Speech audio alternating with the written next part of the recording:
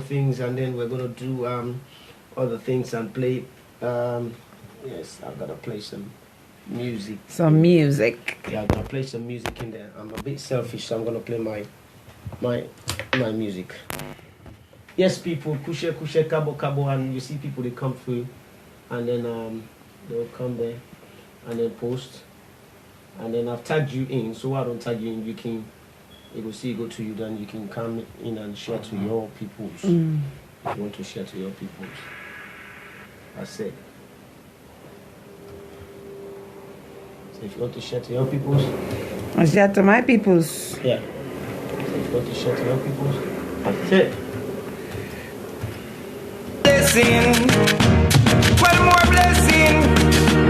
Adopt the blessing, adopt the blessing. Them can't stop me. I am blessed, I am blessed. Every day of my life I am blessed.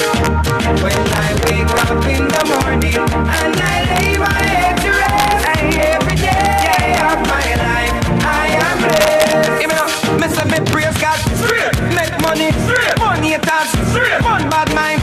God knows me love woman, me father him, that's why me born.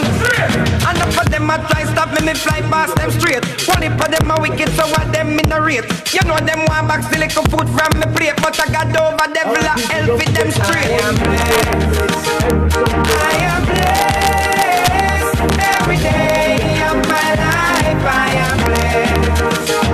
When I wake up in the morning and I lay my head to rest, every day of my life I am blessed. God bless me up, Him watch over me. So when the wicked rise, judgment feed them. For 10 years, me a make it. Someday I had to sit down, but me a tour. Hands up from you, now bow stand. Well, I make me pick up me friend them. Live up your rhythm, it have a free. Irish and chin, no worry, everything straight. See, I am blessed, I am blessed. Every day of my life I am blessed. When I wake up in the morning and I lay my head to rest, every day of my life I am blessed. Me say me praise God, make money, money attached, fun bad mind. God knows me love woman, me father him, that's why me born. And up for them a try stop me fly past them straight. Okay, people, good evening and welcome to the show. Good evening, and welcome to the show. We hope that you can hear us wherever you are. If you're listening to us on Kemzo Radio, which is www. The music is loud. Okay, I apologize for that. Yes, the music was extremely loud. We apologize for that. That's because of the internal audio. Sorry. If you're listening to us on Kemzo Radio, which is www.kemzoradio.weebly.com. That's www.kemzoradio.weebly.com. Please feel free where you can just tune in to us on the radio as well as watch us live on Diaspora Voices. That's right, Diaspora Voices. Where you can watch us live as well. That's Diaspora Voices on Facebook. And one important thing I need to do, share the program so that everybody can get to hear us as we are out there. We are live and kicking, and when they support the program. So yes, I will tell you a little bit more. Welcome one, welcome all, because we've got a great show for now. Which I've got up my sleeve. But it's not about me tonight. Believe you me or not. Who's the Chiawasi also? It's what they call gate crashing. I'm gate crashing. That's right. If you're listening to me on radio, it's quite clear. I can hear myself very, very clearly. So the Chiawasi also are the gate crash completely. Mr. Ibs Banks, Missy J, Max Partley, Katie Kaditure, please, Batu Francis, Adonis Vigilant Mansoure, Fatima Tabar. Oh, my mommy is watching. Marie Bushairu, Irene Gomez, Adikali, that's Adikali Robali, Isatta Sisay is watching me. Sam Abu Sadu, Aisha C is watching me all the way from Reading. Yes, my big sister, DJ Living, Yankabel, Goodman, Macaulay, Frances, Nadia, all they watch the program, then I want to say good evening and welcome to you. Welcome to Diaspora Voices. Wilfernet Bundu, my Children Foundation Queen, thank you. Mohammed Bangura, Alassane Kuyate, all good evening and welcome. Please feel free for share the program to the network. I go straight to the point where I get planned for we today, because as I said to Una, the program is not about me today. I'm only sitting here as the program manager, the radio manager, for just do a quick brief introduction. The lady Una Sidonia so today for don't see on her Facebook, I share them out there already.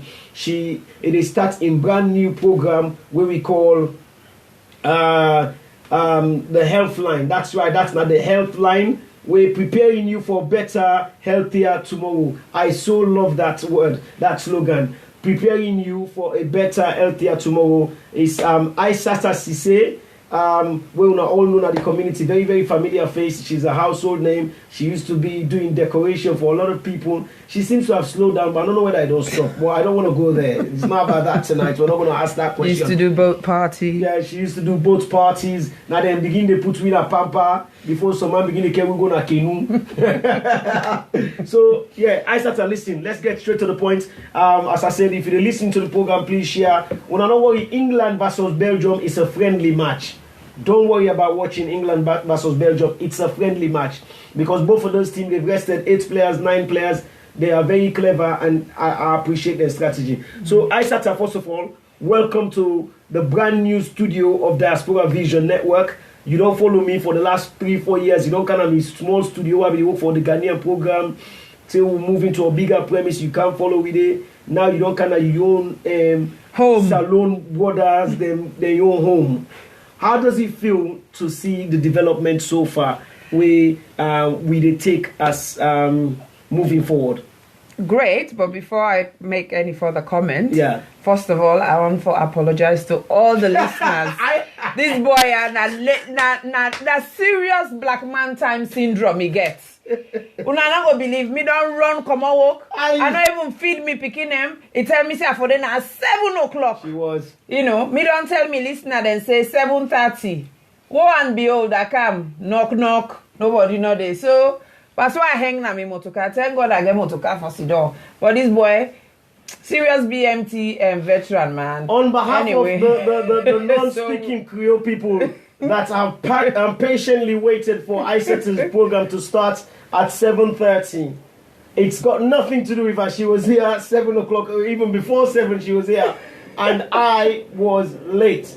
I was late. If you're not a Creole speaking person, I'm going to say this because I went to pick Jackie Ton Boy. You know what does Jackie Ton Boy mean?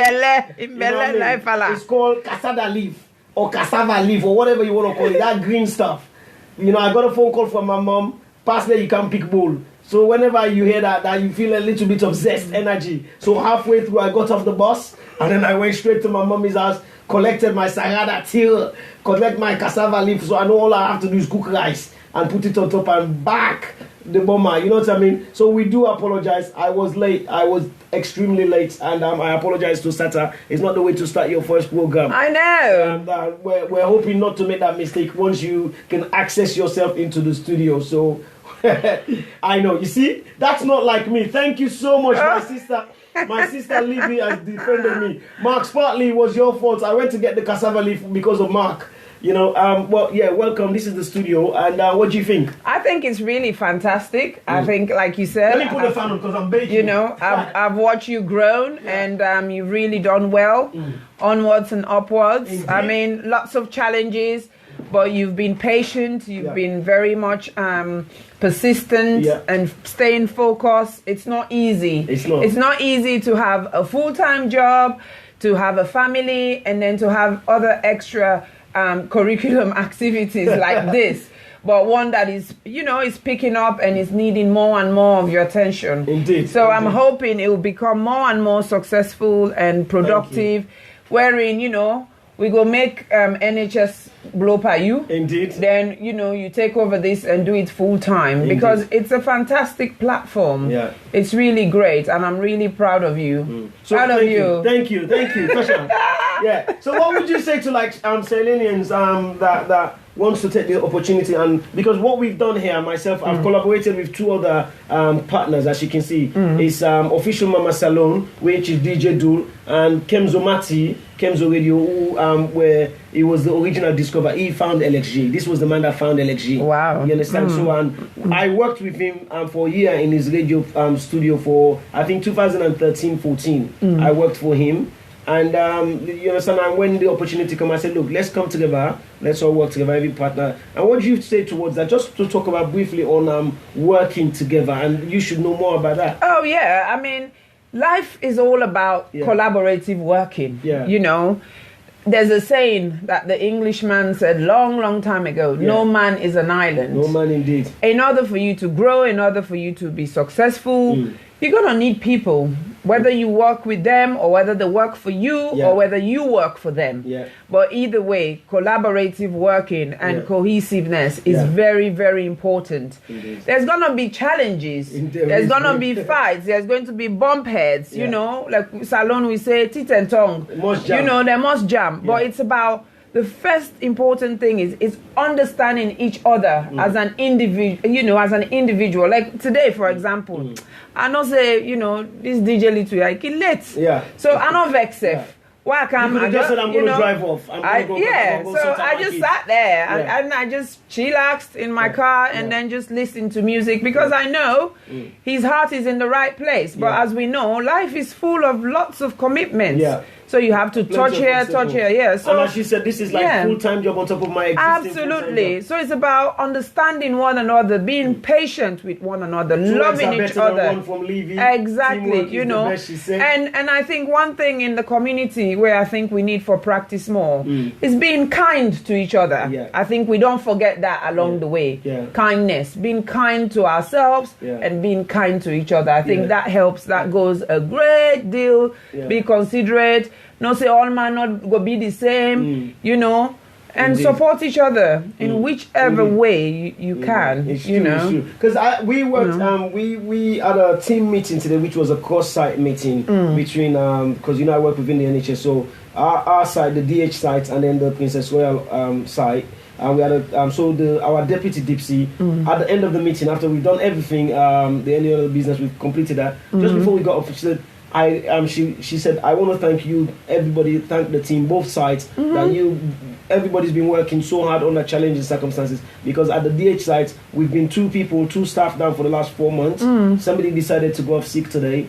And then also thank the other sites as well and said, look, all the challenges. He said, but before we leave, I want everyone here to just come up with 3 key points that has been positive for them, that we can get off. Let's leave here with 3 things that have made you feel proud of being part of the team. Yeah. And you know, imagine under challenging circumstances, people have to dig deep because you want to try and be as honest as you can. And but everybody went in and found whether 1, whether 2, or whether all 3 to say why they are happy. And a lot of what you talk about was one of the key things is people have found strength in each other. Absolutely. You understand? You find support in those are one of the pickings that came out of it. You understand? But we want to say thank you, and I want to say to the community, one of the key reasons why we're here today, and I can declare openly that you're the first lady of Diaspora Vision Network. So claim it. Hey, I am the first lady of Diaspora Vision Network. And you have you've not only been the first lady coming here, not as a guest, because we've had Salome Hides, we've had the lovely Faith Melkosh Mission.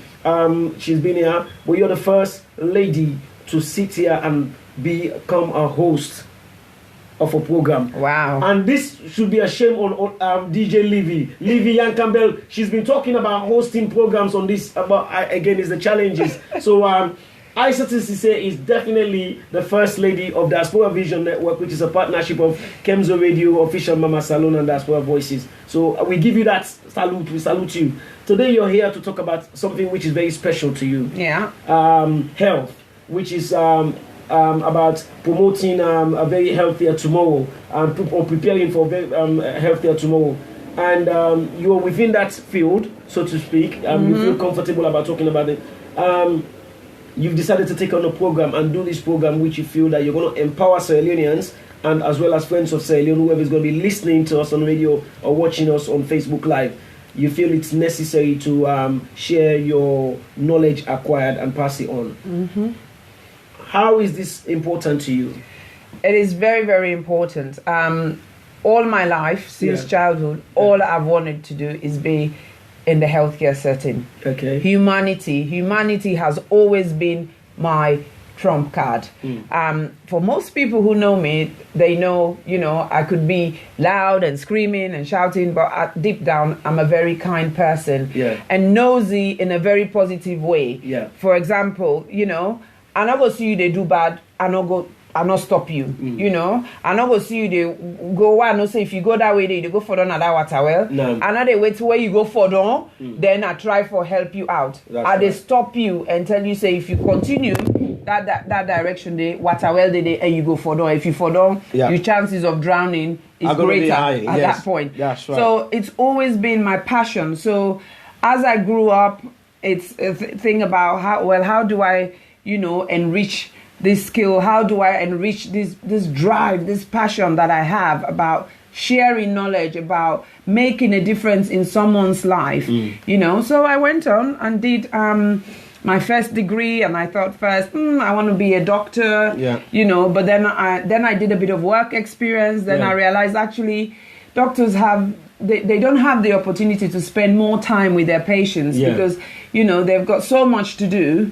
They don't. So then I went and did a little bit of another work experience. Then I realized actually I want to be a nurse. So I went round and round in circles first, did all other sorts of degrees. And then I finally decided one day sitting in a bus and then I saw a newspaper of a university advertising an advanced practice in nursing. Okay. Because I already had all different degrees at that time, so it was pointless for me to go back and start all over in nursing. But then this university thought, well, this is for people who already have science related degrees. Okay. So I went on, did it, and as God could have it, and was blessing me, and was always was always on my side and was directing me. I went on and then became a nurse, and then from being a student nurse all the way through, it was constant impact. So when roughly when you went into nursing with your degrees, the other degrees which you've acquired, did you have to do like a full enhanced start basic from a nursing? No. Did you just go into a nursing that's program? why I said it was an advanced practice. It became an advanced. So rather, most people are doing nursing for 3 or 4 years. That's good. I only had to do it for 2 years. Okay, fantastic. I only had, and the purpose of that was really for me to be able to get my registration and register on the board of nursing, which is the Nursing and Midwifery Council. So it wasn't about the knowledge; it's about acquiring the right qualifications to be able to practice as a nurse. Can I just say something? 232 Connect CEO, Mr. Omar. I'm saying it openly. I know you've asked me for something which is very special that you demanded it. I apologize to you. I'm going to send it to you. And so please be patient with us. Also, Ruth James is watching. Ruth, we want to say hello and welcome. Hi, Ruth. The original founder of Diaspora Vision Network. We shall be reaching out to you very soon. Exactly. Very soon. Love you. Because we've been told by this lady here. Yes, I've told them off, Ruth. Don't worry, I'm on your side. The men have to call you. Yes, and visit you. And visit you, we will do. And we're so sorry for your loss. Yes, we do. Yeah, so it's always been my passion. And people who are around me, who are very close to me, they know I don't talk 10 sentences without talking about health, without talking about something important, so hence I went into nursing. From there I decided, what specialty can I go into? Then, I focused on oncology, which most people know as cancer nursing. But that was not my first platform. My first platform was care of the elderly, working on a stroke unit in Southampton, and then from there I moved on to neuromedicine. So how did you do all that, and then was doing decorating and all of that stuff? That was before I came back. So you see, I moved out of London. I spent quite a lot of time in Southampton. That didn't feel like it. Oh no, because almost every weekend I was there. Anyway, go on. Because it didn't look like you left London. No, that was my escape route, and then I'll come back and hang out and then go. So I did all of that, and then I thought, well, cancer nursing is what I want to specialize in, so I went on, did further, education in cancer nursing, but also just to detour a bit, I also did a postgrad in tropical medicine and diseases, with reference to public health. So it's just been, I think with the father I had no choice but to be hungry for knowledge. Oh my God. I'm constantly, as we speak, I'm doing something else. Very driven. I feel like I have to do something all the time. Yeah. That hunger for knowledge, it's like an addiction to me. Yeah. I have to be doing something. I have to be learning something new. Yeah. Because knowledge is never wasted. It's never wasted. The moment you acquire it, you might not find it useful, but a day later, 5 days later, 10 years later, it becomes useful. And most knowledge these days you can apply to day-to-day living. Yeah.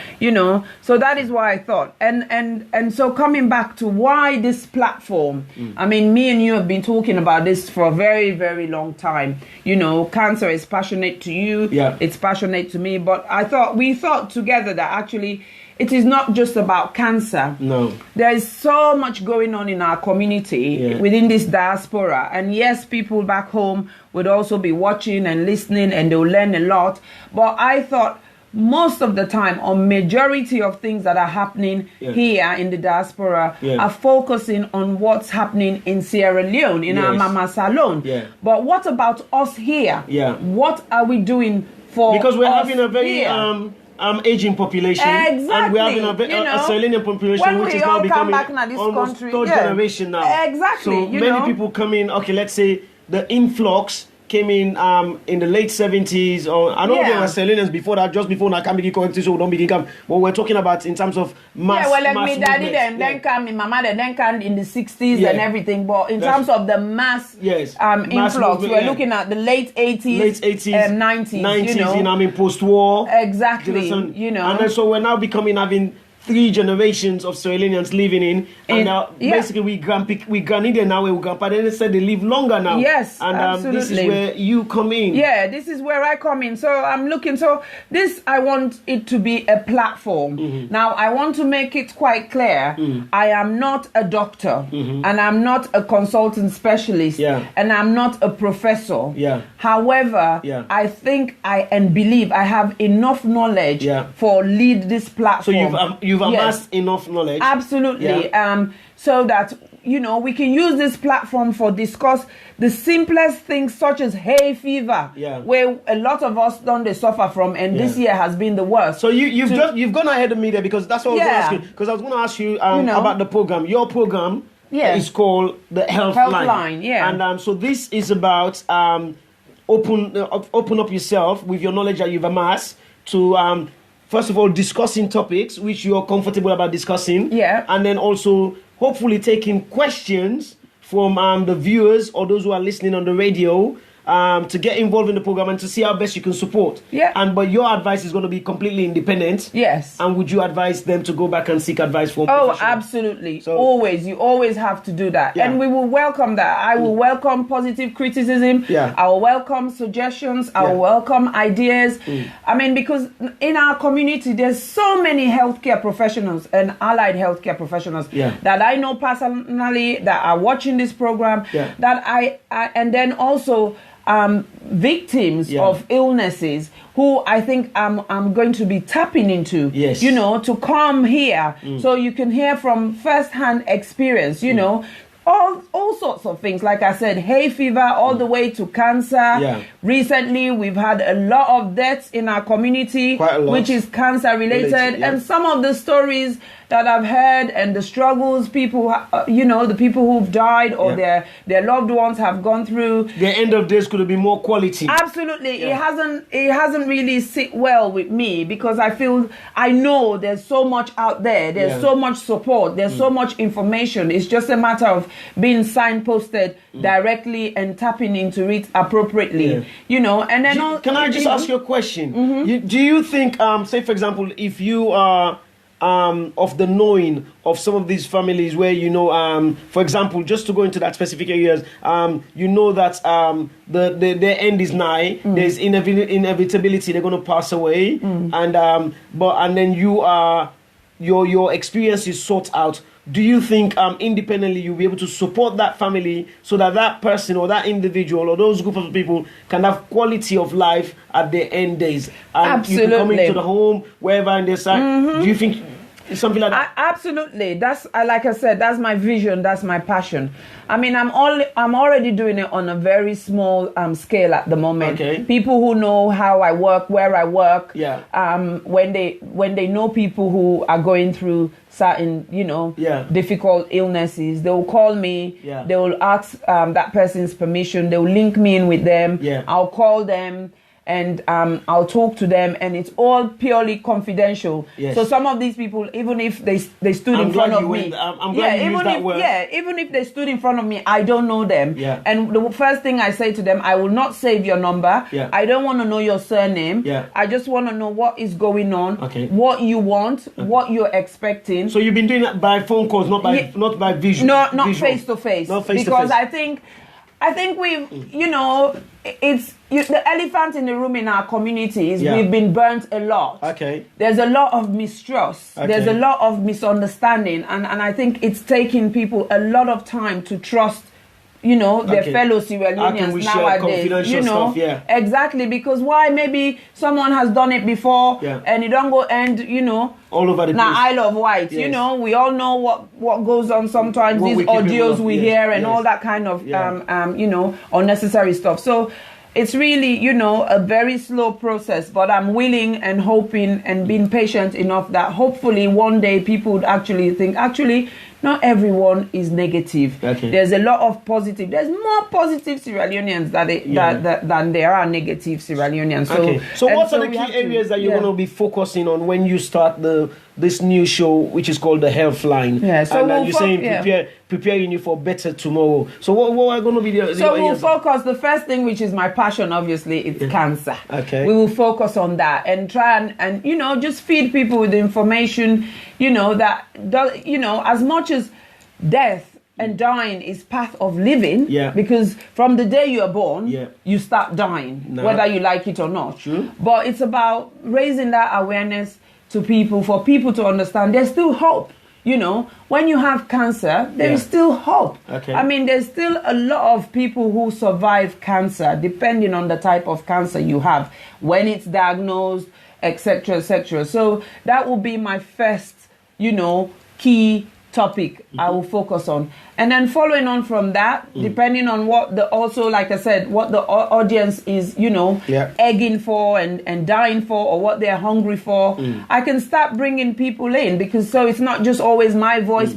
Yeah. I can start bringing people in. For example, the other thing that is so common in our Sierra Leonean community over the years is we've got a lot of autistic children. Yeah. You know, I have a colleague at work. I'm currently, you know, just to interject there, I'm currently working with a lady who I bumped into about 2 months ago, and lovely lady. She did a fundraising last week, by the way, on Friday, and I went and hosted it. She lived in West Kensington, at the Grenfell Tower, very close to the Grenfell communities. And she's a Sierra Leonean. It's the first time I bumped into her, in fact, in person. I've been speaking to her, like I said, in 2 months.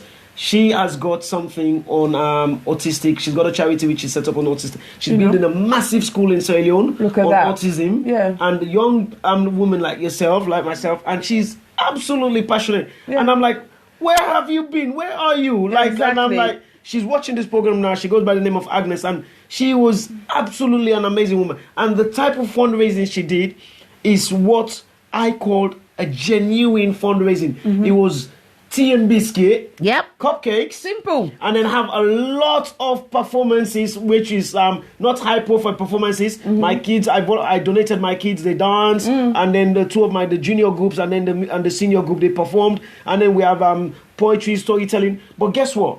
She walked away with £700. Yeah.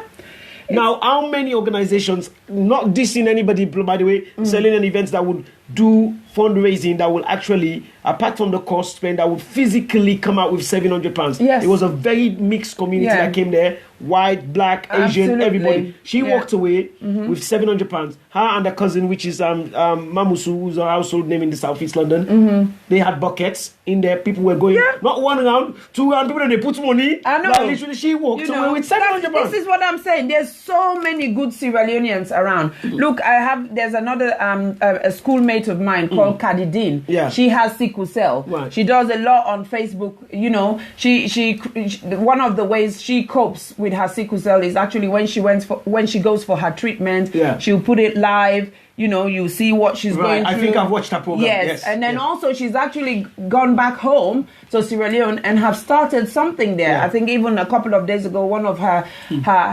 children there fainted and they were in hospital. So she was asking for prayers and support. Wow. So people like that, I want to invite to this platform. Wow. People like that lady you spoke about. Yeah. I want this platform to be for all of us. But well, then we have a problem here, Isatta Sisay, because I want you to tell, not me, I want you to tell the viewers what you have agreed to do on Diaspora Vision Network, which is partnership of Kemzo Radio and official Mama Salone and Diaspora Voices. What you've only agreed to give us 1 day in a month. With everything that you've got planned, people, everything she's got planned, I got no idea. Do you think every third Thursday of the month, every last Thursday, every last Thursday of the month will be sufficient to because you're going to leave people craving for more. People are wanting more, and I know you are very busy, but do you think with everything planned, you're talking 12 shows in a year?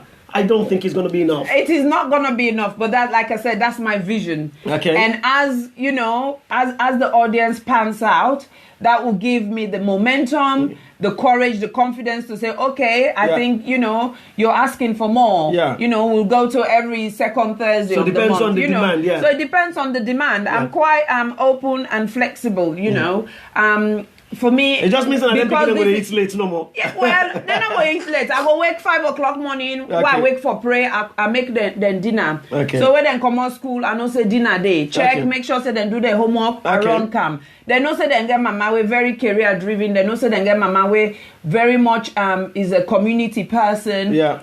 So and you manage to balance that very well. Yeah, the same with my husband. Yeah. My husband knows, that's one thing he cannot stop me doing.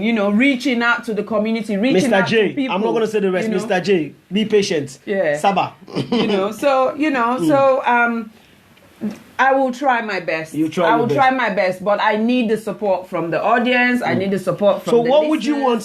Somebody like now we've got such a high volume of viewers watching, and what would you want them, and how would you like them to get involved with you? Look at Aisha Malado saying that is not enough. I know. Aisha, I totally agree with you, by the way. It is not enough. I'm on your side, sister. I know.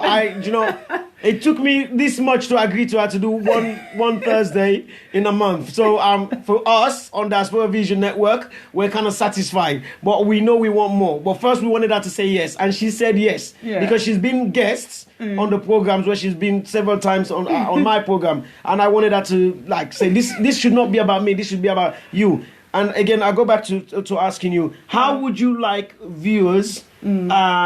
whether, not necessarily, because most of the people who are watching may not be ill, but their relatives may be watching now. Yeah. How would you want them to get involved and get in touch? How can they share your stories? Because the reason why I'm asking, I'm just going to tell you a little story.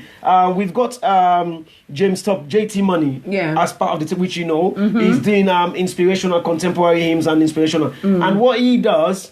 is topic of discussion. It would put it for the week, 2-3 days, getting people to share. For example, what songs do you want me to play? Which religious song? Which gospel songs do you want me to play? What stories do you want me to talk about? So people then get back to him. Yeah. And then, so how can they get in touch with you and for you to make that topic a discussion? Because you're going to be inundated with topics. Because somebody wants to say, I want to talk about, say, me breast cancer. I want to talk about lung cancer. I want to talk about brain cancer. I want to talk about bowel cancer, that kind of thing. Which subjects are you going to prioritize, and which stories are you going to feature? Are you going to be able to get your viewers and please? I know. Well, it's the best way. I mean, we find ourselves in a country where the majority always carries the vote. Indeed.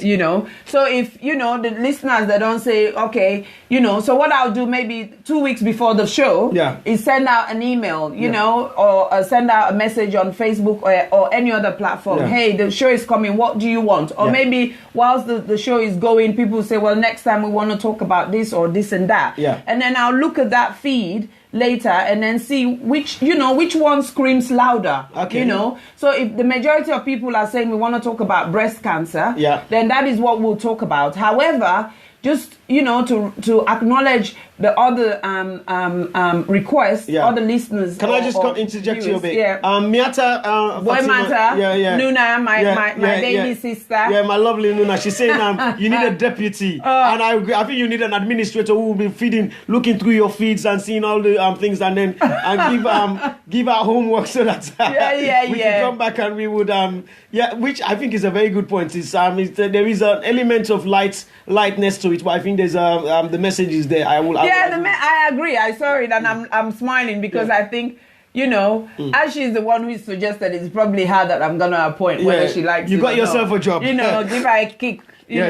To do it and everything. But so it's about that is what I've said. That is why I called it a health line. Okay. It's about what we feel is important to us, or to our loved one. Like I said earlier on, people sometimes don't really want to come out directly and say, oh, I have this problem, because they're worried about, how they're going to be judged, how people are going to react in our community. So they can come via, you could easily say, alias, or, I know this person of a person that has X, Y, and Z. So tell stories. Tell stories, so we can do that. And if when I don't have any of that, I can make up my own. There will be real stories, but with different aliases and stuff, because I think when it comes to experience, I'm not trying to be, You've amassed enough, and I'm just surrounding you. Yes, seen absolutely. I think I've lived a very versatile lifestyle. I would say. So I'm willing and open. So tonight we're not discussing any topic per se specifically, which I don't mind tapping into, but you're here to engage with the public. You're here to inform them about the Healthline, what the Healthline is all about. And you're talking about, as I said, we've discussed areas of which you're going to be focusing. What other areas you would like to look at? Because you talked about wanting to give people the opportunity to have quality of life for their end of days. How are you intending to deliver this? Well, in this country, dying matters. And so one of the things they do, one week in the year, which is mostly around May time, there's a whole week they recognize and they call it a Dying Matters Week. That's correct. So we will talk about death. We will talk about, the implications of death. What you need post-death. What you need, we call it advanced care planning. Okay. How do you need to prepare yourself? I mean, sometimes we all think, now we want die now for right will, that put up and create. But actually, as long as you get picking them, or you get you small 2-3 penny in a savings, on a bank, or even if you don't have that, even your clothes, we that young girl them, and even we mama auntie them, we all are very fashionable. Sierra Leoneans are people who are they take pride in how they dress up. You must get you gold and everything.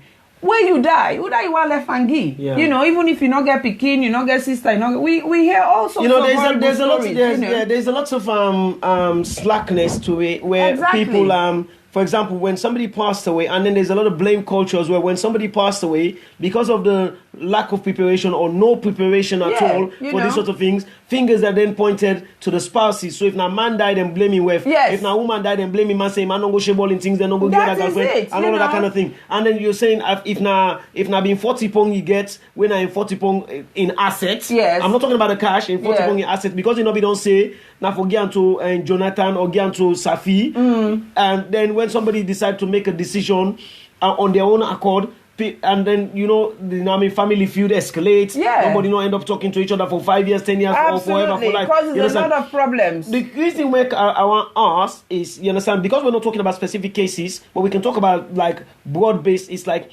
people don't want to do this because they feel that once you start preparing, you're going to die. You're going to die. Yeah, that's just That's just a superstitious And then the other belief, question as well, I want to throw in two questions, Isatta, because the only other time we hear about people talk about death is either when you go church or you go mosque. That's when the imam is telling you about the dying, or the reverend, they tell you about the dying, and so they tell them the part which most of the time is the part which is the scariest part. Yeah. And this is not what you are here to do. Exactly. This is about how you can die beautifully, you can die gracefully, you can die. There's such a thing called a good death, Yeah. Because at the end of the day, whether we like it or not, we are going to die. But how you go through that process, to some degree, you have a significant amount of control. When you take your last breath, that you don't have control over, except if you go like, some of the Scandinavian countries where you can, euthanasia is legal. Yeah. However, here it is not, so it's about preparing yourself for that moment, preparing your children for that moment, preparing your spouses, your friends, your family.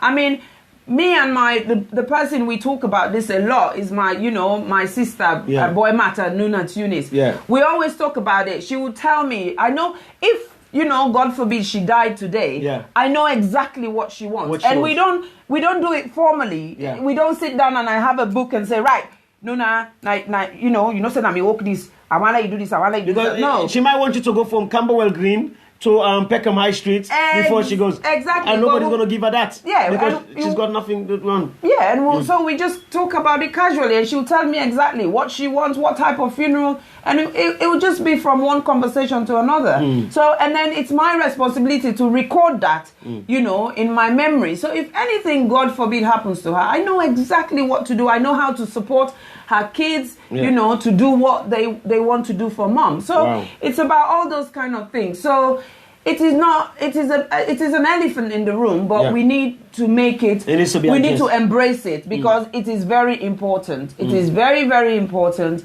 There's a lot out there. There's a lot of information. There's a lot of support. I keep referring to Nuna because I know she doesn't mind. For most of the people who know her on Facebook, she lost her mom just gone 2 years ago, June 22nd. That's correct. And what she's done, she's amazed me. This social media, she is used it as a grieving tool. Yeah. She, the last 3 weeks or so, she's every day or every week she'll put a picture. She'll talk something good about her mom. She'll talk something not so good. She'll talk about, the disciplinary part of her mom and all those kind of things. And believe you me, that has helped her. Yeah. It's helped her to heal. It's helped her to grieve because it's a process. It's a process, and there's no time limit on grieving. DJ Do said they want more of you. Oh, thank you, DJ Do. He's one of the CEOs of this. Thank you, sir. He's the official Mama Salone CEO. Yeah, so it's a grieving is a journey without a destination, and everybody does it differently. Indeed. How does life insurance? Because Livy Yankabel, which is Olivia, my colleague, she's in the past I've had her here. She's passionate about life insurance because my experience is banking and finance. And she's talked about life. How is life insurance vital towards again these dying matters and in terms of preparing again for when you're... It is very important financially because when you look at depending on the type of policy you take out, there's so many different policies and you have to be very mindful when you take out these policies. Make sure you take it out with a reputable company. Do your research. Then they find I had so much to pay. I've had 2 or 3 family members that have passed away in the last 4 years. And we know the challenge is just to pay out. So your 25 pound, your 26 pound where they pay, a lot of us don't just sign that paper on the dot because if it does happen that unfortunately or tragically or timingly somebody passed away or you passed away, your family member will find it so challenging to get that money paid. And one of the reasons why that happens, when you look at those small prints, it's because most people will take life insurance. I mean, if you have a mortgage in this country, it's kind of part of it's part and parcel of it. You have to have a life insurance, whether it's to do with critical illness, where they'll pay a lump sum when you've got a critical illness, or whether it's at the time of death, where they'll complete the payment on your mortgage, and then whatever balance is left, they give it to your family. However, where people go wrong when it comes to life insurance, some people do it fantastically, but what they then don't do, they don't write a will. They don't write a will to appoint, because people fill these forms in and then they appoint a next of kin. Now, a next of kin is only a legal appointee when you, the individual, is still alive. So if me appoint you as a next of kin today, where are they alive? You can go and speak on my behalf, but the moment I die, it becomes non-legal. You know, so what people need to be looking at is things like lasting power of attorney, which they're gonna the Office of Guardianship. And that's a word which has come up so much. Lasting power of attorney, because and then there's another something similar. What is it again? What is it called? I've forgotten the name, but lasting. We didn't have it. Lasting power of attorney is the most important one, because you can take it for few reasons. You can take it just for health. You can take it for health and finance, and you can take it for property. You know, so if I say if I apply and get a lasting appoint you as my lasting power of attorney for health, then it means when I'm incapacitated, when I don't have the mental capacity to make decisions, for instance, I come on and I go Motukago bang me, I go unconscious, astafulai, you can then be involved in those critical discussions that the medical team have about me. You know, you would say to them, my sister Isatta na so, it be like this, it not be like this, it be say want this, it not be want this. But if you not get that document, then go talk to you out of professional respect, but no, they will take what you're saying with a pinch of salt, rather than taking it more seriously, you know. But then when you get it for health, that doesn't mean you have right over my finances, except you have it for my finances. Now, when you have it for my finances, if I sick, a housebound, I'm not able to go to a bank, you're able to take me card. I mean, most of us do it. You know, they take you spousing card, you go to a bank, you go take money. However, technically, that's fraud. You know, I stand to be corrected in case, because I'm not a financial expert. But that is technically fraud. But if somebody housebound, then you get lasting power for finances. You can actually physically I think match. You can work with Olivia. Olivia is offering her hands up. I'd like to work with Olivia. Absolutely. You understand? Because as I said, she's in banking and finance, and she's always talks about banking and finance in terms of death. So which is always, because there's so many independent advice outside of her work to families, again, without putting her face to name. She doesn't like, and she's please send me an invite on Facebook so we can chat, you know.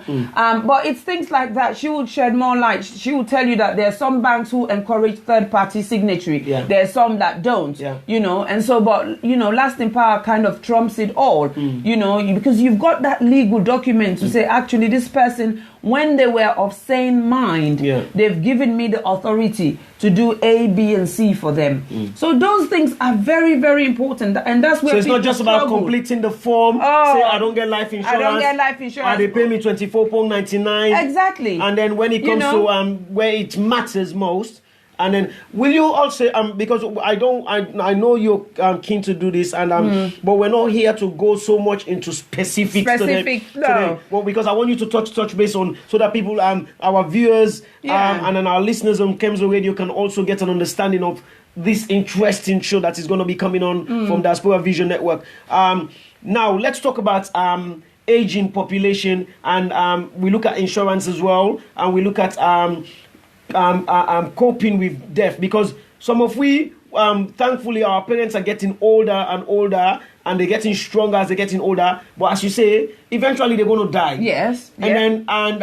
And you hope they die before you. You hope they die before you, so that you can. But how difficult, how important it is it for us start engaging with our parents. Say, hey, mama, papa, if you die, how you all do so? How you all do so? In your role as a professional in this industry, from a nurse point of view, because when they started becoming that point where they can't do anything for themselves clinically, you want to be there in terms of a dignifying role. How important is it for us to start having conversation with mama? Very, very important. Can you enlighten us a little Very, very important, you know. And like I said, you can try and do it as informally as possible, because the reality is we don't want to talk about that. I see exactly. You want to kill me? He go begin say, this speaking. He wanna die now. Hey, go tell him wife. You hear and Gloria? Yes. You see this speaking? Yes. This will leave the money we don't keep. Now one Lord die now, Lord, it's quick. Yes. But it's about the approach, how you look what you they do and everything. Yeah. So the way I've done it from a personal level, you know, is where there has been a situation that went really bad. Me and my mama, they talk about that. Now I tell her, I say, well, you see the reason why it's good to prepare. So for me, it was pretty much, I'm very blunt. So I say to her, I say, you know, because you've got the professional experience. Exactly. I said to her, Mom, have you done your life insurance? I'll do it. I said, I want you to do it now. Yeah. You know, this week, I give him deadline. Yeah. You know, I set goals for him, you know, really good goals, short, you know, measurable. Some of us has been dismissed. You know. Some of us have not even been, they've not even been welcome us to have that conversation. You go back. I can openly say, I know my mom is watching. Yeah. And my mom has never confirmed, neither denied whether she's got a life insurance. Exactly. And we have asked for over... our eldest daughter Kosna passed away now 4 years. Yes. And since then we've been asking her. Yeah. She's never confirmed, neither denied whether she's got life insurance. Yeah. And that hurts me.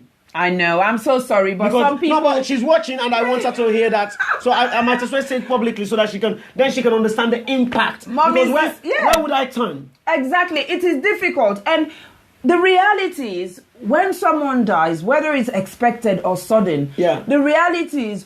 We all, whether we like it or not, we're working and we're not able to save too much now the corner. You understand? Because all the other distractions and commitments we have other than our household bills.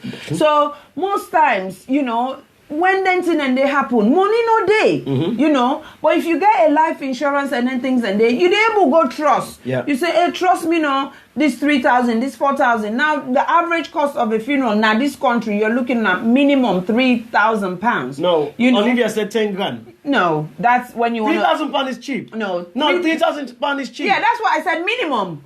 Well, the average cost of burying somebody. Yeah, minimum.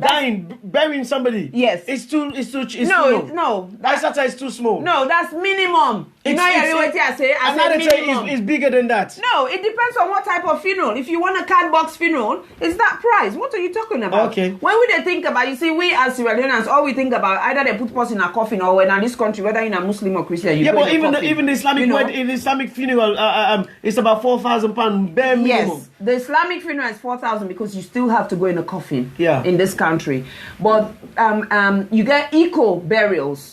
You know, you get cardboard boxes, you get wicker basket burials, which are cheaper. Which I don't want to see African man where they go for that day. I've never seen a woven basket. Exactly. I've gone to funerals. There's a place outside London. Say that, can you just be clear? Saying that the Moses basket. Yeah, Moses basket. Okay. You know, I don't attend a funeral outside London where. Yeah, but because exactly, this is why I agree with Olivia. The ground might cost you about £3,000 alone, Isatta. Yeah. So you cannot have a funeral for minimum of £3,000. No, except you donate the whole body to the council.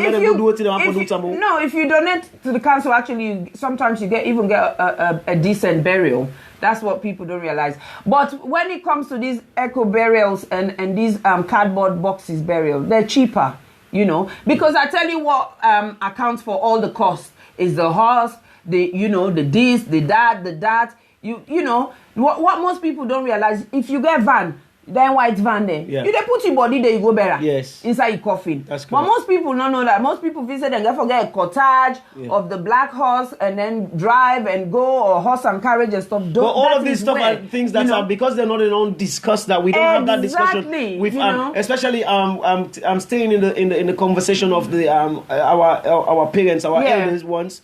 The lack of communication, the lack of preparation, not knowing what to do for your mama or your papa. or your auntie will look after you, or your uncle will bring you makes people make decisions that are satisfying to them, not to the deceased. Not to the deceased. And it's an enormous burden on that person. They make that decision, just like you say earlier on. People waiting on the outside, we don't know what you go through, go begin blame you.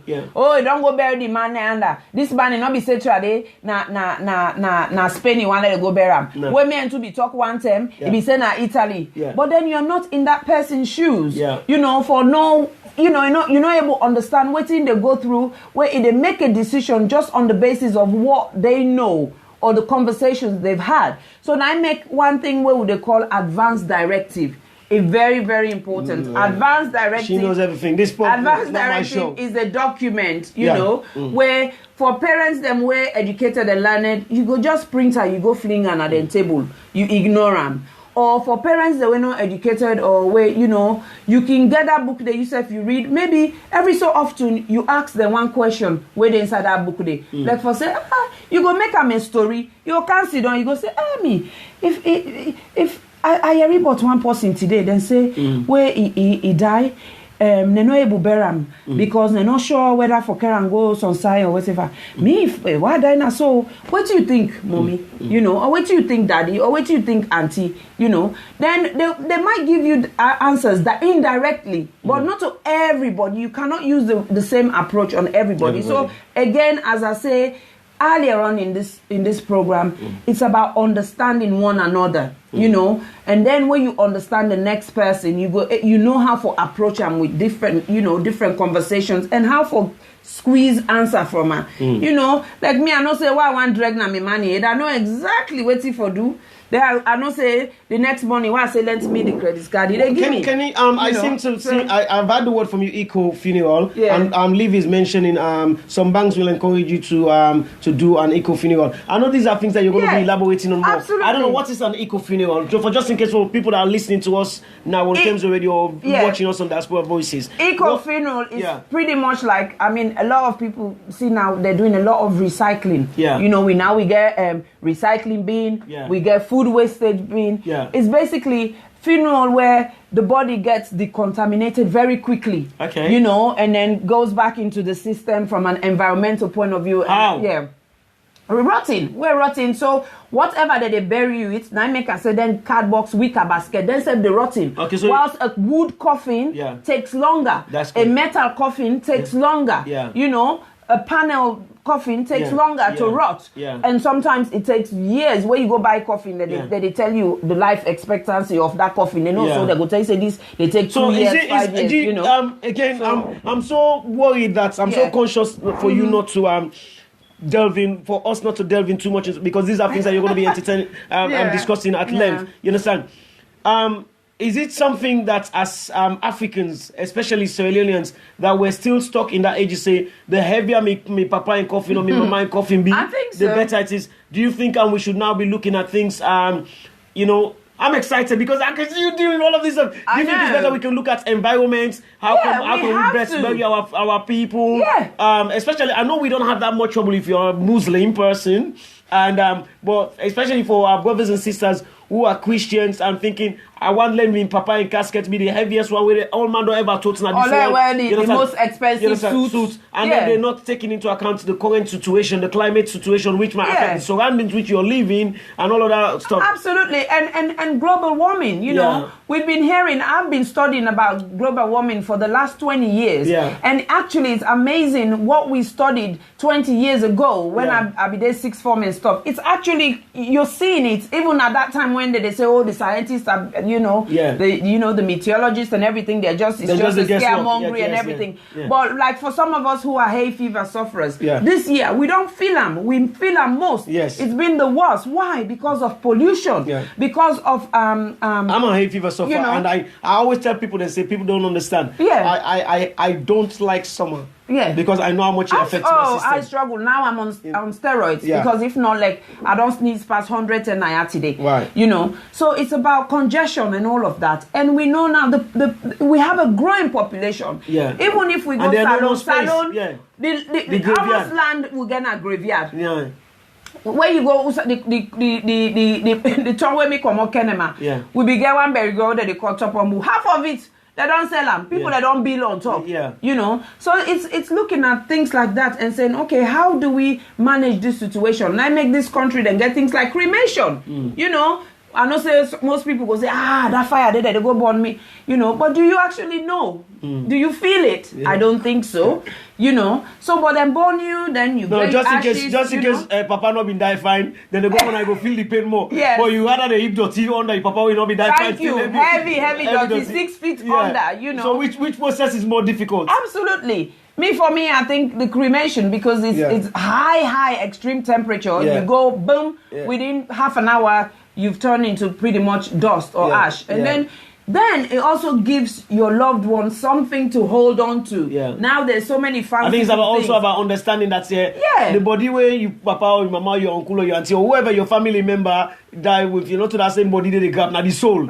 So people are still not off. They understand. It depends whether you're spiritual, whether you're religious, and what's your understanding and meaning of death and dying. So it's and life after death. I love the Healthline program. Yeah, you love it. I think the Healthline program is going to be amazing, and I need to tell people about how excellent the Healthline program is going to be. But people equally, I need to tell you now, waiting they come up now the community. The community is looking forward to so much events the way they come up now this community. As you now all know, the Didi Short Show, when are the biggest platform for all Sierra Leonean music and entertainment. They come up August the 10th, Friday, August the 10th at O2 Indigo, where we encourage every Sierra Leonean now this country, wherever you are in Sierra Leone, UK and Ireland, you need for come attend this show because it's the first time Sierra Leone is going to the O2, where it's dedicated for Sierra Leoneans and by Sierra Leoneans. This show is sponsored by Lifestyle Beats and Cotton Tree Records. You will get the likes of big names like Emerson, Ackman, Dallas Bantin, Alonzo, Sugar Lulu, Double A, IE, just to name a few, Isatta Sisay, so many other artists, Mato, they're all there for them at this program. So why can't we come and support Salone and program where they take place Friday, August the 10th, now from 6 p.m. to 11 p.m. It's a show like any other show, like where we still go doing show now 6 to 11, not to that all-nighter business. You can watch the concert. Now the first time Sierra Leoneans are going to the O2, you want to be part of this successful show. So come there. Come attend the show, come join the company of the show, be around the people. As I said tonight, there's also opportunity for one person for win a brand new 4x4 car, or a family of 4 people that can win an exclusive holiday where, and the tickets they're out now. The tickets they're right now for just £30, and then standing tickets, or they get a £50 balcony seating, or even better still, VIP now £100 ticket. Why would you want to miss this? Friday, August the 10th, you want to be part of this. You know, it's called the Didi Short Show Afrobeats Festival Salone style. We they go now O2. Definitely we they go O2, not just for go eat now the restaurant, but actually go rave. Go rave. You can see on TV. Go support. Absolutely. And also when they come up, Awol UK now this Saturday. Make sure say, I don't tell you about that several times. Make sure say you're there. It's the red carpet, it's the Oscar event of all Sierra Leonean events. We equal as the Oscar of all Sierra Leonean red carpet events. So we encourage you now this Saturday. Make sure say you go Awol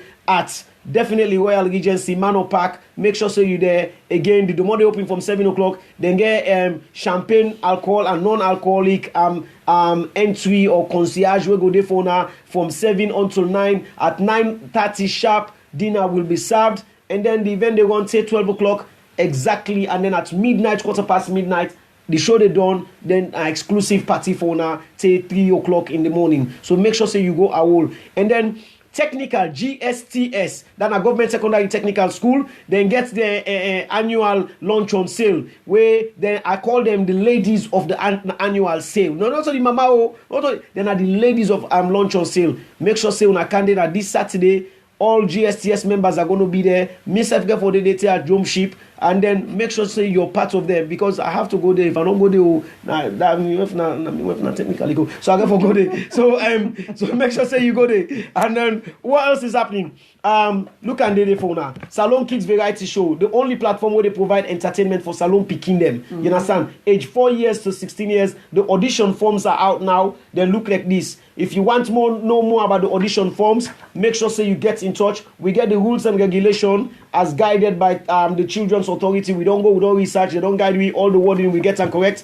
Just all what you need for do, either you complete this form or you film you picking them video, where then they perform, where then they sing, where then they play instruments, where then they tell jokes. This year, me don't make it clear, as the director of SKVS, my CEO, Isatta Sisay-Jalloh, we are looking for a singer winner. For the last couple of years, we don't get dancers the way they win. Yeah. So we want salon picking where sabi sing, or salon picking where they play instruments, or salon picking where they sabi tell jokes. So we are going to have a conscious bias. I'm not saying if you dance there, you don't come. You understand? You go can second, you go can third. But we're not having, except that person that sabi dance extremely well past Michael Jackson, then he might win. But this year we look for an alternative winner. We call him an alternative winner because we want to showcase salon people who sabi sing, salon people who sabi play instruments, salon people they do comedy, salon people they do fantastic creative art. Last year we have Jamal, a young 14-year-old, he draw an amazing picture of Songbe Pierre. It was amazing. So he almost got close. I think he came second. So we look for something alternative winner, not just dancing category. We cannot to dancing competition.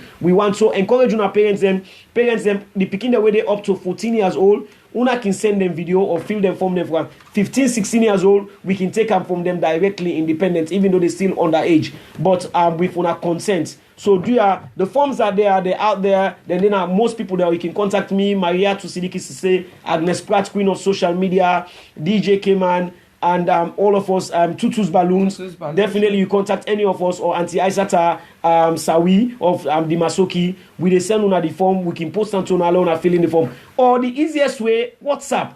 Record the picky way they play the instruments, and then you send with the video, with the look at, we assess. We're not doing all audition this year. We do independent audition where you send me the form, you send me this form, yeah, you tell what you're picking, they contact you, say, okay, record the video, send and see what you're picking that you talent. And then before I left, when I go, Friends of Diabetes, then they come up with a show when next week, the 7th of July, when at the small fundraising event, raising awareness on health and diabetes as well. And then don't forget, it's Sisterhood of Substance at JK Banqueting that very same Sunday, very same 7th of July as well. And then also you got Milton Magai, alumni, then 3rd annual boat party, which I will be the DJ on the night. That's not Milton Magai. It's going to be a fantastic boat. The boat is expensive. It look nice. I go the mail begin to nice. I need for take a non-tornade. But anyway, now we return back to my sister, Isatta Sisay, where we get for come up with this brilliant program what they call the Healthline program. I so love it. So much things you want to talk about. Yet now one green day number for the month now one guna. So if you want protest, you put your hands up, give a thumbs up if you think she should give more, or give loving if you think she should even give more. So send a thumbs up if you want Isatta to do more, or send loving. We've got about another 10 minutes. We're going to finish up with Isatta about 9:30 because today it was just about introducing the fantastic program. Yeah. And as I said, we don't discuss how people they can get in touch with you. You don't talk and say you go open up there, you go make news, you deputy. We're going to do. I never put her through test first. Isatta, look, everybody wants you to do more programs. Oh my God. You understand? Yeah.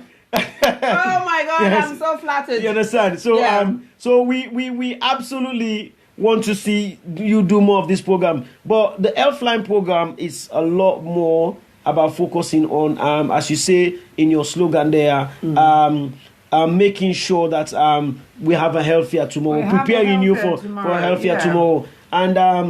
And you don't talk about one of the ways, there are so many ways on how you're planning on doing this, and we don't look at so many factors. We look at preparing financially, preparing either by will, preparing either in health or making quality of life in dying. You understand? And you talk about what the word says, celebrating dying with quality. Dying with quality. You understand? And dignity. Celebrating a good life. A good life. That's the word. You understand? And all of that. It's interesting to see that we are not prepared of death, even though we don't know this advanced world where they see how. And most of the other thing that they want, well, if we can touch on that area briefly as well, is a lot of we brothers and sisters, them not only as professionals, they are also into health care, one way or the other. But yet still, when they get them posting them, whether not the immediate spouse, whether not a younger person way younger than them, and then whether not their parents them, they still don't know how to cope with death. And they're not prepared, even though they are within the circle where they've been exposed to this from the time of being a day one student? How and why? Well, it's because, first of all, it's about your understanding of death and dying. What does it mean to you? Do you relate to it from a spiritual perspective? Do you relate to it from a cultural perspective? Do you relate to it from a religious perspective? Or do you relate to it just generally? So it's how you relate to death, and that is how you deal with it when you actually encounter death or you have an experience of loss. Now, one simple thing where people can, when I facilitate, bereavement platforms and stuff from a work-related point of view, is the first thing you have to think. Think about what's the most important thing to you, and reflect on when you lost it, how you felt. How you felt when you lost it. Some people, they're not their phone. Their phone not important to them. Big time. And so then they cost. Then he left on a bus. Yes. How did you feel? How was that feeling? When you go back to that feeling, then maybe you then start thinking how you might feel when you're faced with the reality of death. So look in that approach. So, but until you can identify what death means to you, believe you me, the grieving process can be very, very difficult. But I think one of the basic things where you're not going to go by them, it not going to cost you anything, is talking therapy. Talking therapy, finding people you can confide in. Because I'll be just one more thing to say. You said it at the top of the program. You said, maybe the elements of trust, probably experiences, people don't make people hesitate and all of that stuff. Because I just want to ask you, how can you talk to somebody if you feel that anybody who I talk to is to reading ado? Finding people you can confide in. There's always someone you can confide in, and it doesn't necessarily mean we don't talk much on stigma. And also with the church, we don't talk much on stigma, because the other thing is nobody wants to I'm going to use this because they're not here anymore. Me grandpa get cancer. You understand? Nobody wants to say me grandpa get cancer or me granny get cancer, or then just go remove one of me granny breast. You understand it? What to do? Why? I think it's just the fear of the unknown, and I believe knowledge is power. If you get the right information and knowledge, a lot of things that we look at as stigma, it changes. I'll give you a simple example. I mean, most people who know me knows I work for a hospice, Now, over the years, a lot of people feel the stigma about hospices. As soon as you go inside that hospice, you're dying tomorrow. Where you come out in an inside box. Now you go through the front door, but you come out the back way. And that is totally wrong. In this country and in all parts of the world where hospice is very important, there has been a hospice movement. And that hospice movement, it's been focused on changing the mindset of how people think about a hospice. Now, and even now, and this, it is not just drink water. She's gonna drink water. That's how much passionate she is about this whole thing. I did tell you, man. You know what I mean? She's so passionate about. Not so we know more the Africans or the BMEs, the black minority. It happened to other people. When I run a clinic at the hospice, where I can call people that introduce myself and say, you okay? Oh, they don't refer you. Can't we want to see you? Then they get all hostile. Oh, what you want to see me for? Blah blah blah. And then I'll explain a little bit. Then I bell them. I say, can the first time? No, can't talk. I can tell you a bit more. What they do? What you might able for offer you, etc., etc. Correct. And then can come. Believe you me, whether they step into the door of that hospice day. If you check their blood pressure, they high. Because some man they feel sick. You see some man can hold him bag. Because they look and say this, if they mistake, they run, they leg them. And then they go spend like an hour with me.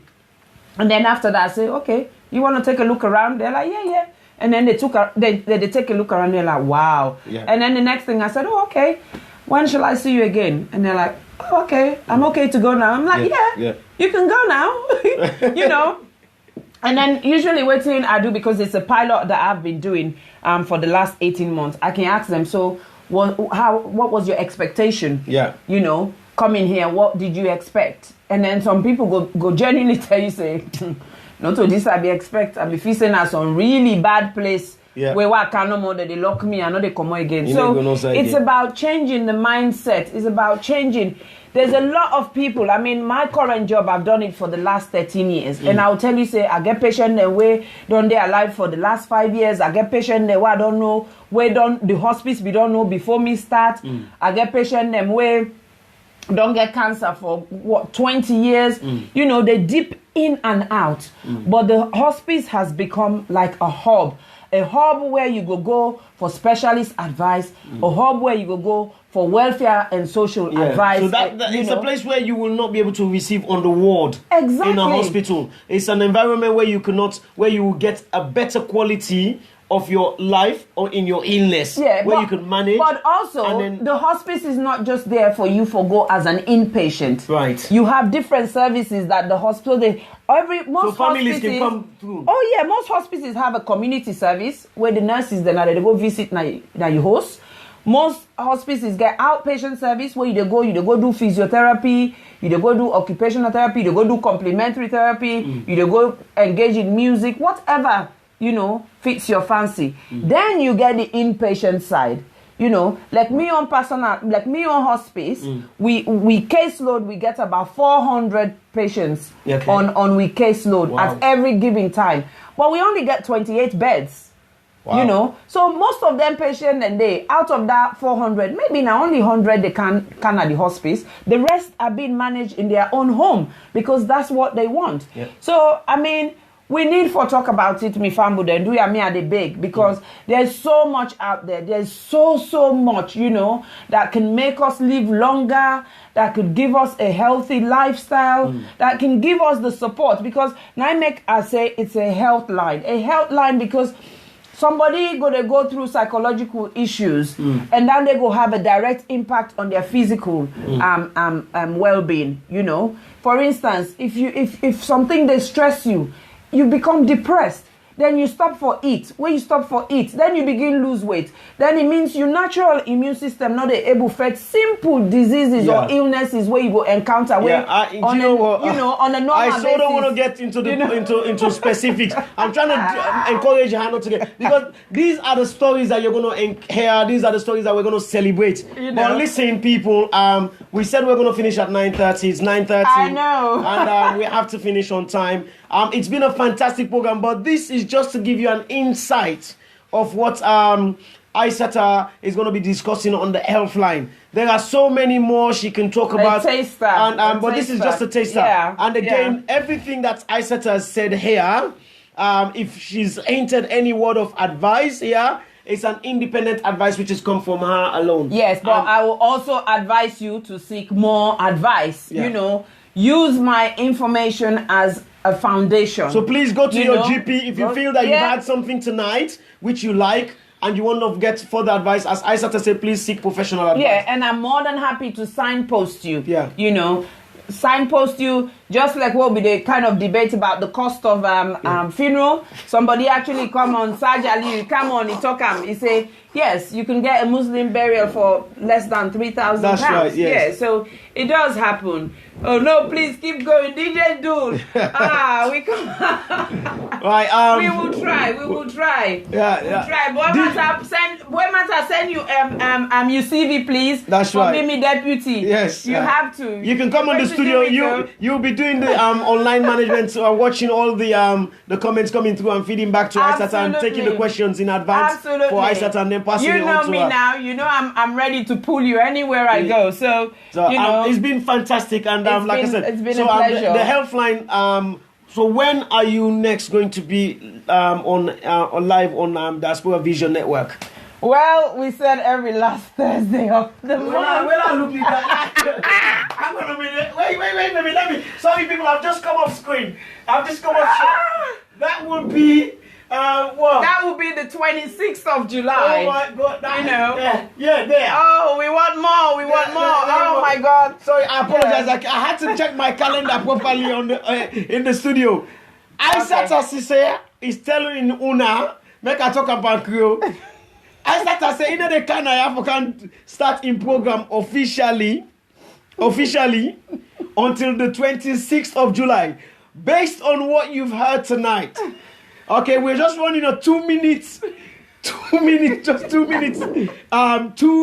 polls. Do you think Isatta Sisay should stay away until the 26th of July? Just say no or thumbs up for yes. Or you write no. Or if you can shout on the screen, just shout no. She would not be here until the 26th of July. So look, if she can find time, she's scheduled to be here on the last Thursday of every month. But Awisi said no more please from Kumba. Yeah. I think you have a lot of problem right now. Yeah, I have a lot of problem. Nadia said no. We will look at a Thursday. Maybe we'll start off with every second Thursday of the No, even if you do every second, it's still a month. So everybody say no. Everybody say no. The people that die, you don't die. The people would have been dead by the time we can get all the. Anyway, you guys, I am so chuffed. You know, I am, you know, to be honest, starting today has been really kind of like, woo, how are they gonna take this? How are they gonna welcome it? But it's been so great. Can I make a public suggestion?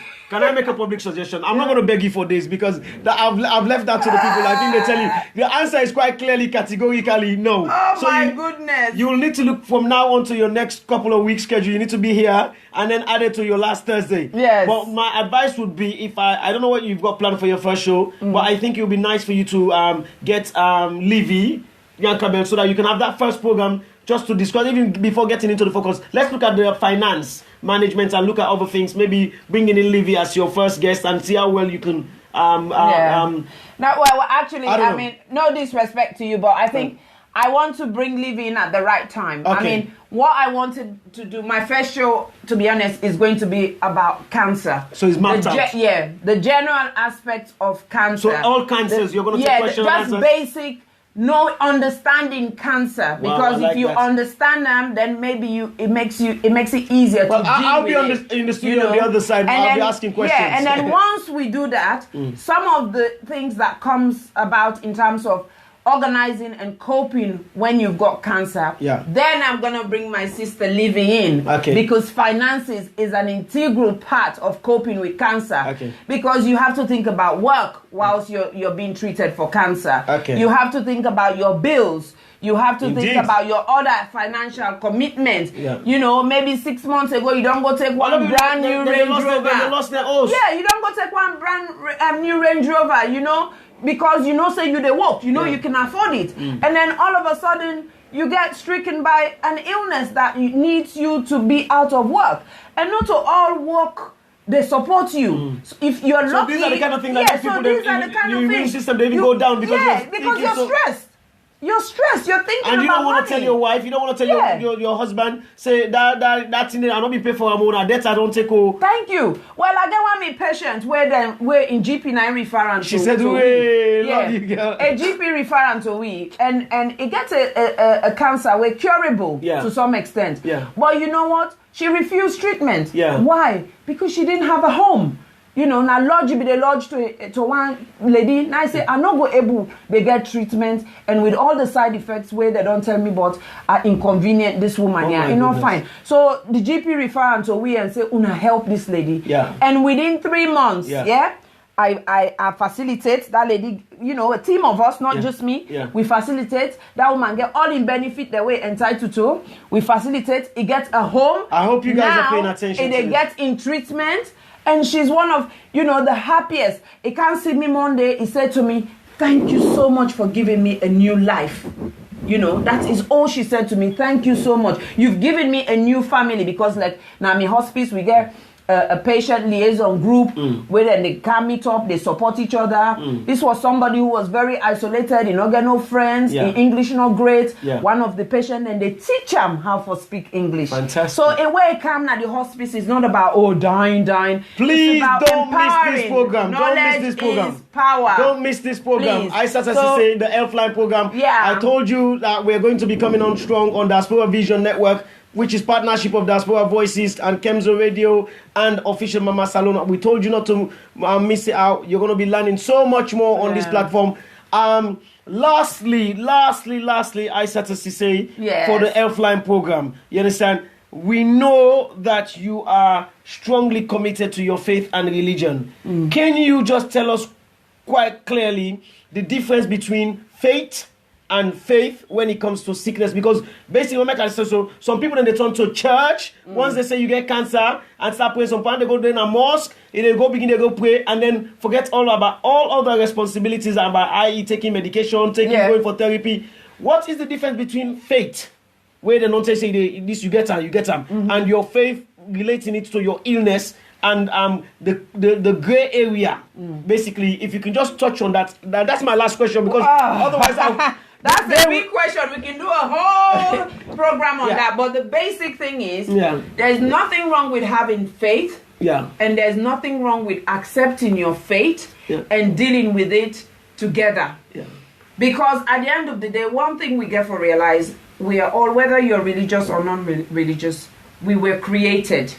And for us who are religious, for me as a Muslim, I know say Allah subhanahu wa ta'ala, when He creates me, now He provide me with all this knowledge and wisdom. And when He give me, He not give me for la keep unto myself. He give me for la share them. So that is how I see doctors, nurses, scientists, and everybody who do things for make we feel better, for make we feel happier and everything. Sometimes we think, yes, they're tempting faith. But sometimes the majority of the time is because of empowerment from the highest being that most of us don't know who or what it is, So there's nothing wrong in having faith.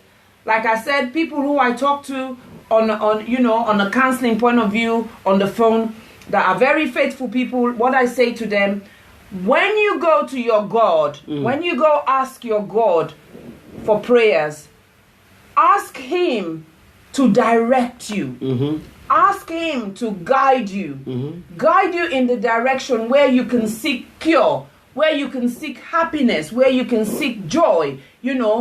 Pray for the doctors and nurses who are going to be surrounded, within your health, within your needs. Let them have the knowledge, let them have the wisdom, let them have the passion for you and the understanding to give you all that you need so you can have a healthy, better life.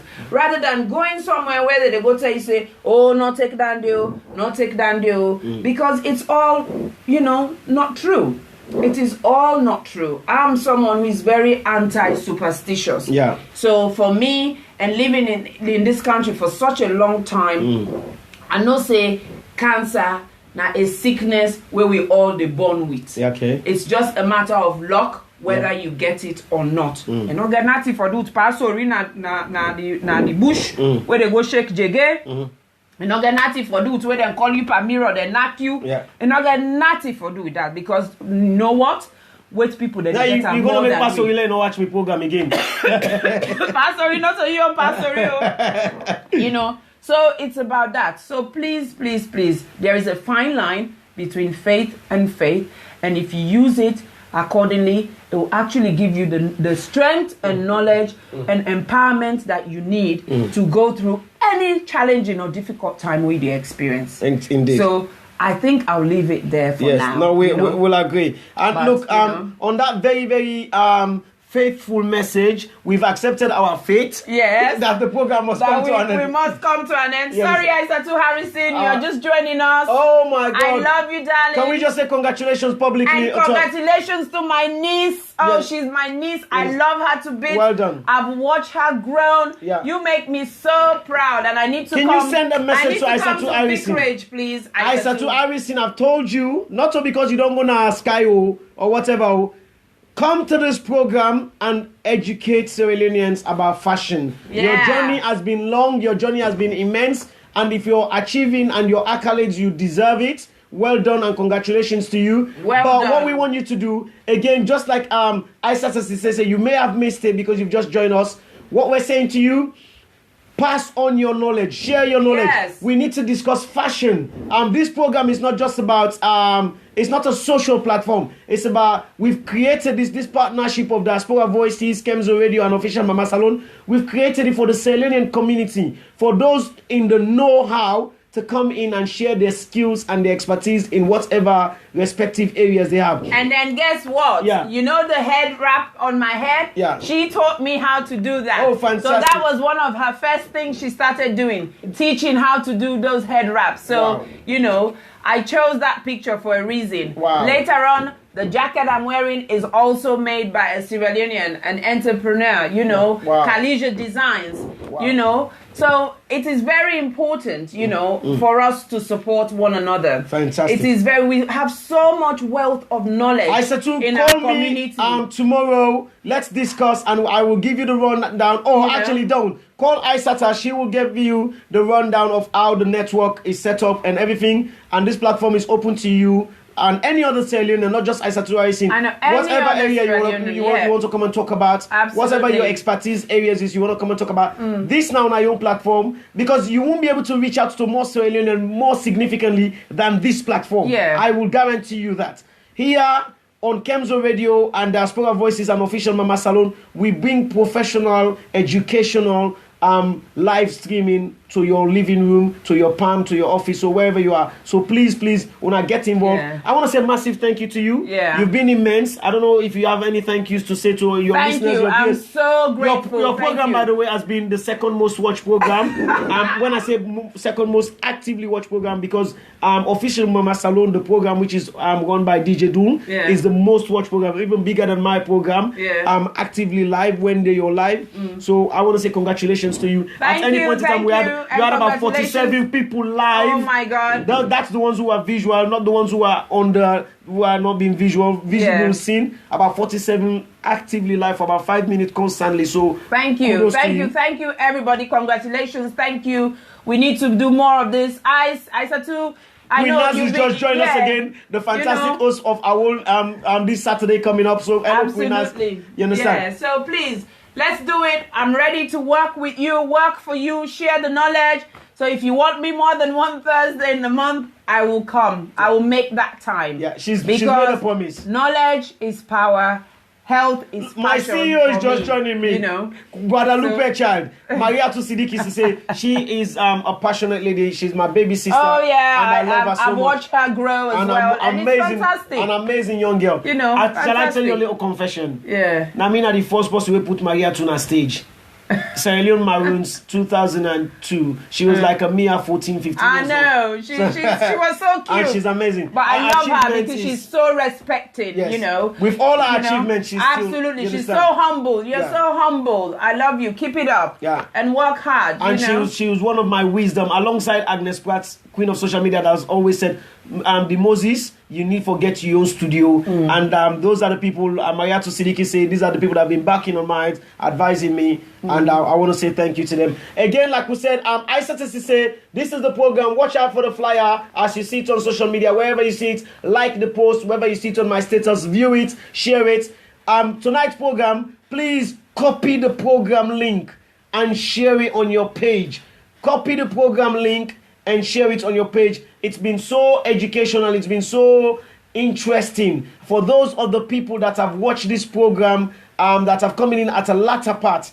If now I watch the program again, copy it, watch it in your own time. Start watching it tonight when you go to bed. Wake up with look at all those likes. It's so much better than waking up to Mami Kosna morning on social media. Believe you me, I've told you that. You know what I mean? Because this is honestly going to take us a long way. We have to say thank you. Isatta's got a long journey to do, but I want to say thank you to her. Thank you to everybody that has been watching. Thank you for all your comments. But as Isatta has said again, if you want to get involved, go onto our page, which is Isatta Sisay. Yes. As it's spelled on the program. You've seen the flyer.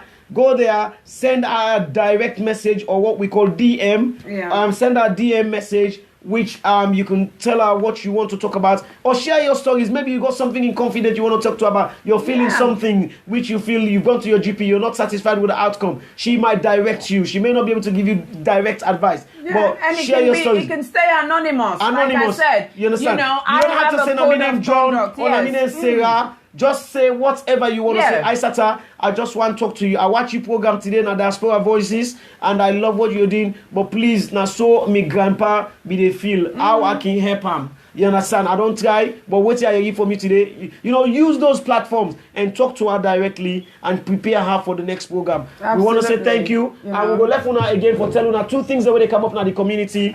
Again, very significantly, Guadalupe Old Girls Association, then official Africana dance, they come up na Pechi Academy this Saturday, Guadalupe, then a Goga or Africana night, they come up na Pechi Academy this Saturday, where they take place, Pechi Academy in Dalston. So make sure you're there, Guadalupe Go Girls. And then you get SKVS, the auditions is out now from 4 years to 16 years old. We get the physical audition form, or you can do the media audition form where they send you video of you picking 4 to 16 years, whatever their talent pool is.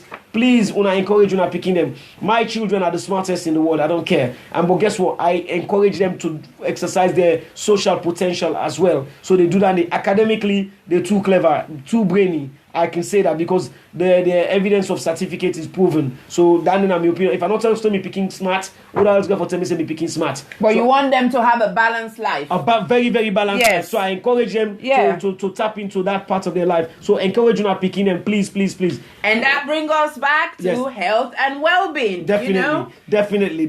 And then also this sideway, as I started, we go day live, O2 Indigo. Now the slogan Nande, we go day live. The Didi Short Show, they come up this August the 10th, Friday the 10th, where they come up with the biggest Sierra Leonean artists in the community, UK as well as Sierra Leone, where they come up for can perform at the O2 Indigo. Be a proud Sierra Leonean. It's a Sierra Leonean event for Sierra Leoneans at the O2 Indigo, sponsored by Lifestyle Beats and Cotton Tree Records. As I say, an opportunity for one person win a 4x4, brand new 4x4 car, and a family of 4 people go win a smashing holiday we will all go enjoy. God bless you now. I want to say thank you again, sister. Thank you, I love bro. you so much. God bless you. You cannot tell me definitely when you're next going to be here, but you'll be here soon. I'll be here soon. Okay. Sooner than the last Thursday of so she'll be here sooner than the last Thursday of July. Of July, when are the 26th. So she'll be here before that. And what's coming up next? This weekend, as we say, we get Kemzo Mati, where they come up with a mashup show. The mashup show, Kemzo plays everything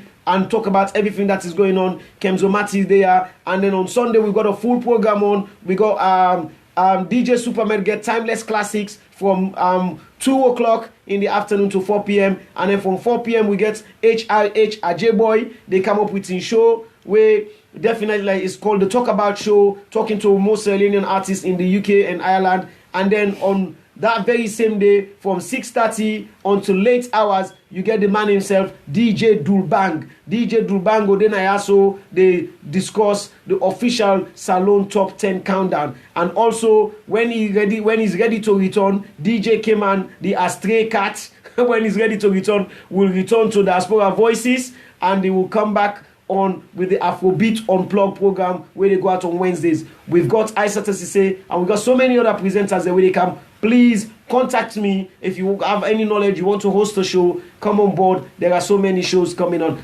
And publicly, we want to send our deepest condolence to somebody that is passionately, that helped build this studio from the ground, that helped build DJ Little on the second phase from the ground.